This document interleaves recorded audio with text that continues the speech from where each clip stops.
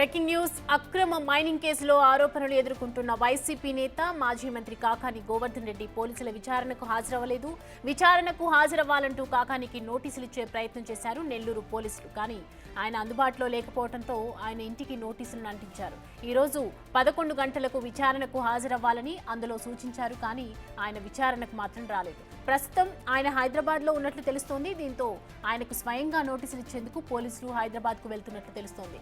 మరోవైపు రేపు హైకోర్టులో కాకాని ముందస్తు బెయిల్ పిటిషన్ పై కూడా విచారణ జరగనుంది.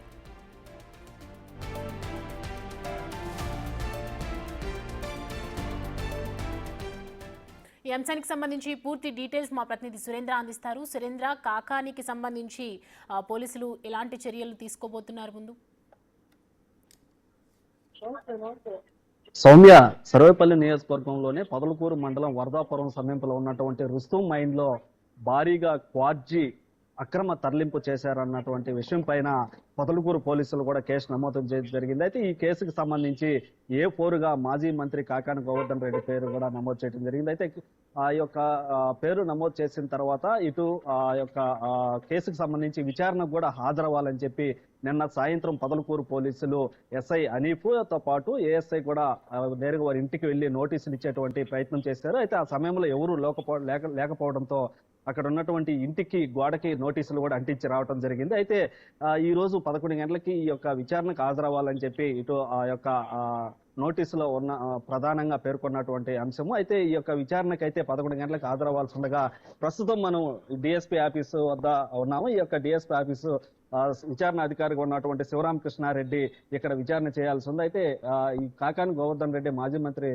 రాకపోవడం మనం ఇక్కడ గమనించవచ్చు. ఈ యొక్క విచారణ కూడా హాజరు కానటువంటి పరిస్థితి. అయితే కాకాని గోవర్ధన్ రెడ్డి ప్రస్తుతం హైదరాబాద్ లో ఉన్నట్లుగా కూడా మనకి సమాచారం తెలుస్తా ఉంది. అయితే హైదరాబాద్ లో ఉన్నటువంటి కాకాని వద్దకి కూడా ఇటు పొదలకూరు పోలీసులు కూడా అక్కడికి వెళ్ళినట్లు కూడా మనకి వాళ్ళ అనుచరుల నుంచి కూడా ఇటు పోలీసు నుంచి కూడా మనకి సమాచారం అయితే తెలుస్తా ఉంది. అయితే ఎటుకేలకు ఈ యొక్క హాజరవ్వాల్సినటువంటి కాకాని గోవర్ధన్ రెడ్డి ఇక్కడ హాజరు కాకపోవడం మనం చూస్తున్నటువంటి ఇక్కడ విజువల్స్ లో గమనించవచ్చు. ఇక్కడ పోలీసులు కూడా ఎవరూ లేనటువంటి పరిస్థితి. ఎందుకంటే ఈ యొక్క విచారణకి హాజరవ్వాల్సినటువంటి కాకాని హాజరు కాకపోవడం ముందుగానే తెలిసినట్లుగా మనం భావించవచ్చు. ఎందుకనంటే ఇక్కడ ఎవరు పోలీసులు ఎలాంటి పోలీసు అధికారులు ఇటు కానిస్టేబుల్ స్థాయి అధికారి కూడా ఇక్కడ లేనటువంటి విజువల్స్ మనం గమనించవచ్చు. అదేవిధంగా కాకానికి సంబంధించినటువంటి అనుచరులు కానీ కార్యకర్తలు కానీ ఇక్కడికి వచ్చినటువంటి పరిస్థితి లేదు. అయితే ఈ యొక్క విచారణ సంబంధించి నోటీసులు నేరుగా అందించలేదని, అదేవిధంగా 24 గంటలకు ముందు ఈ యొక్క నోటీసులు కూడా ఇవ్వాలని చెప్పి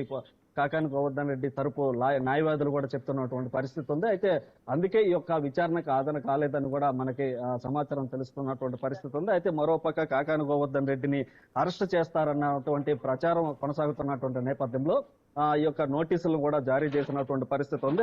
అదేవిధంగా రేపు మంగళవారం రోజు హైకోర్టులో ముందస్తు బెయిల్ పిటిషన్ కూడా వాయిదా ఉండడం, అదేవిధంగా కాకాని గోవర్ధన్ రెడ్డి అక్కడ ఉన్నటువంటి సొంత కార్యక్రమాల నేపథ్యంలో అక్కడ హైదరాబాద్కి వెళ్ళినట్లుగా తెలుస్తా ఉంది. తెలిసినటువంటి నేపథ్యంలో పోలీసులు కూడా నేరుగా హైదరాబాద్కి చేరుకొని నోటీసులు అందించేటువంటి ప్రయత్నం కూడా చేస్తున్నట్టుగా మనకి వారి వద్ద నుంచి కూడా సమాచారం అయితే తెలుస్తుంది. అయితే ఇటు మొత్తం మీద కూడా ఏదైతే కాకాని గోవర్ధన్ రెడ్డి A4గా కేసు నమోదైందో దానిపైన కూడా ఇటు నెల్లూరు జిల్లా వ్యాప్తంగా ఒక తీవ్ర ఉత్కంఠత నెలకొందని చెప్పుకోవచ్చు. ఎందుకంటే గత ప్రభుత్వంలో వైసీపీ ప్రభుత్వం అధికారంలో ఉన్నప్పుడు అక్కడ ఉన్నటువంటి రుస్తుం మైన్స్ ఏదైతే ఉందో ఆ రుస్తుం మైన్స్ లో భారీగా 250 కోట్లు సంబంధించినటువంటి తెల్లరాయి అంటే క్వార్జీ ఈ యొక్క తెల్లరాయిని కూడా కొల్లగొట్టినట్టుగా అక్కడ ఈ మైనింగ్ అధికారులు కూడా నివేదిక ఇవ్వడం జరిగింది.